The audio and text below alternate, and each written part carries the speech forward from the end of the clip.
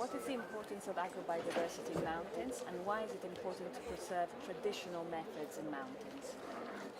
I think that, and we think as the food movement globally, that protecting agrobiodiversity is the key for the future of our planet. Because without doing this and without trying to preserve the maintenance of the diversity that for centuries has allowed to continue, has allowed to feed people, has allowed to preserve the balance of the environment, there is no future. And we live in an era where we are losing. We have lost 75% of our biodiversity. We are still losing.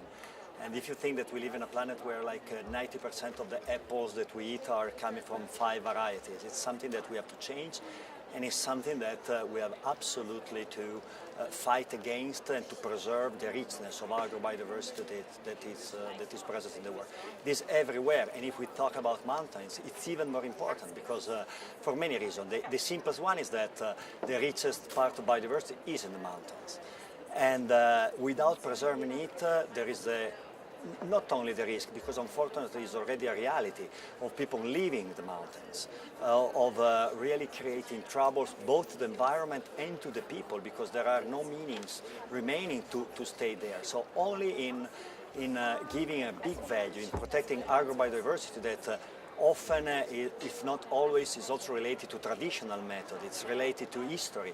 It's related to the identity of people in every corner of the planet, and especially in isolated places. In isolated places where agrobiodiversity is not only a tool to preserve the environment. It's a tool to improve livelihood of people. It's a tool to create connection to really allow people to improve the quality of life, and together with the preservation of the environment, creates a virtuous circle that can be beneficial for everyone. With one last point, that there is a lot of people on this planet interested in eating good food, interested in eating something an apple that is different from the 5 varieties.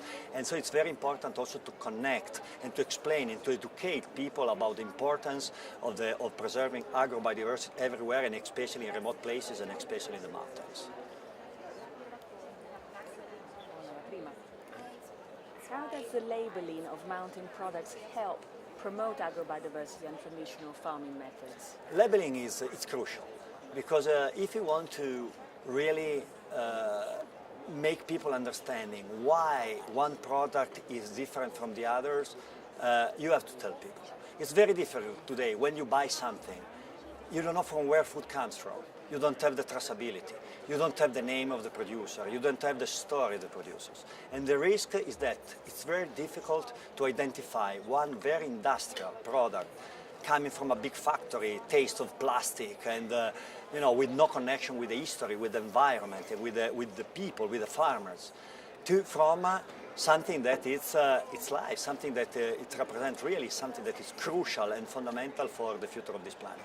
And labeling is so important, but especially a very transparent way of labeling, because if we put code bars, if we put only very difficult information, we don't read code bars when we buy. We don't understand code bars. We really think that we need to have narrative labels.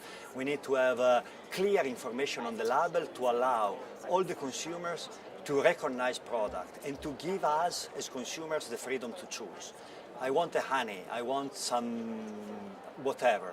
I need to know from where that food comes from and in the way it is produced. It has been produced. I like it. I continue to buy it. I don't like it. It's my decision. Today we are not free. That's a big challenge. Thanks to labeling, we as consumers will be more free to choose, and producers, they will be more free to get to the market, to explain their stories, and to be successful. Okay? All the key words have been said.